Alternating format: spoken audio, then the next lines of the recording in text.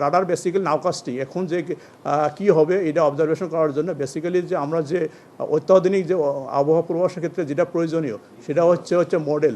কিন্তু আমাদের যে মডেলগুলো আছে এই মডেলগুলো মানে ফোরকাস্টিং ক্ষেত্রে যে গুরুত্ব রাখে, রাডার এটা শুধু জাস্ট আমাদের যে অবজারভেশন সেই অবজারভেশনগুলো মডেলে ইউজ করা হয়। সেক্ষেত্রে আমরা যদি পূর্বাভাসের যদি অ্যাকুরেসির কথা চিন্তা করি সেক্ষেত্রে রাডারের কন্ট্রিবিউশন 5 to 10% বেশি হবে না। রাডার হচ্ছে এখন কোন জায়গায় বৃষ্টি হচ্ছে আমি দেখতে পারবো, কোন জায়গায় অতি ভারী বর্ষণ হচ্ছে কিনা এটা, কিন্তু এগুলো হচ্ছে পুরাটাই হচ্ছে আমরা যেটা NWP নিউমেরিক্যাল ওয়েদার প্রেডিকশন যেটা মডেল যে ইউজ করি, আমরা যে লেটেস্ট যে মডেলগুলো আছে BMD শুধু সিঙ্গেল মডেল ইউজ করে না, মিনিমাম 7-8টা মডেল ইউজ করে এবং প্রতিটা মডেল থেকে আমরা যে ফোরকাস্ট করি আগামী 5 to 10 days যেটা হবে আমরা সেই ফোরকাস্টটা দিয়ে থাকি। আর এবছর যদি ওয়েদার ফোরকাস্ট দেখেন আমরা খোলে সঠিক সময় দিয়েছি।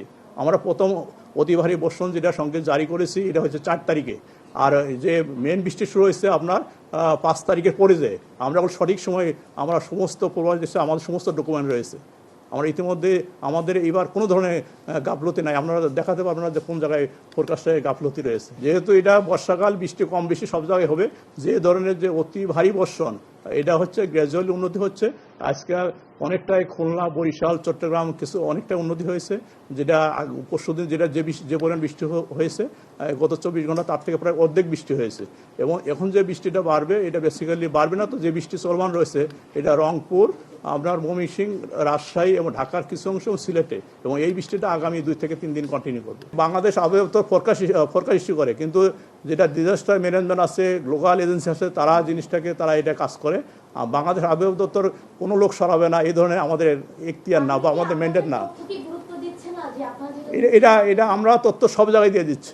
আর আরেকটা জিনিস আমাদের খেয়াল করতে হবে, ল্যান্ডস্লাইড অনেকটা কমপ্লেক্স সিস্টেম, কারণ ল্যান্ডস্লাইড শুধু হেভি রেইনফল না, এখানে সোয়েল স্ট্রাকচার, পাহাড়ের কাঠামোগত অনেক কিছু উপর ডিপেন্ডেন্ট।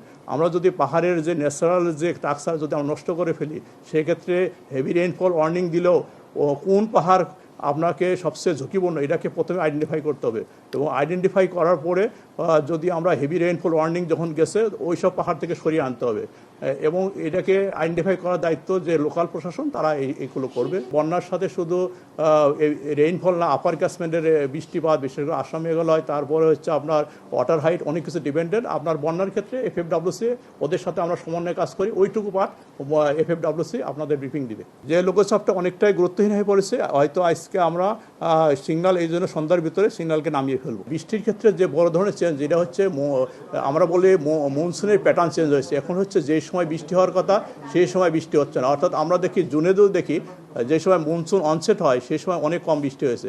আমরা যদি জুনে দেখি প্রায় 30% কম বৃষ্টি হয়েছে, অর্থাৎ ইদানিং দেখা যাচ্ছে বর্ষার শুরুতে কম বৃষ্টি হচ্ছে, পরে যায় বৃষ্টিটা বেশি হচ্ছে। আর এবছর যেহেতু এলনিনো ইয়ারে এক ধরনের চেঞ্জ দেখা যায় যেটা হচ্ছে ইরাটিক রেইন, অর্থাৎ শর্ট টার্মে বেশি বৃষ্টি হয়। যেহেতু এবার এলনিনো ইয়ার ছিল, এলনিনো ইয়ারের কারণে এটা একটা প্রভাব রয়েছে যে এলনিনো থাকে যখন বৃষ্টি কম হবে তবে যে শর্ট টার্মে এটা বেশি বৃষ্টি হবে।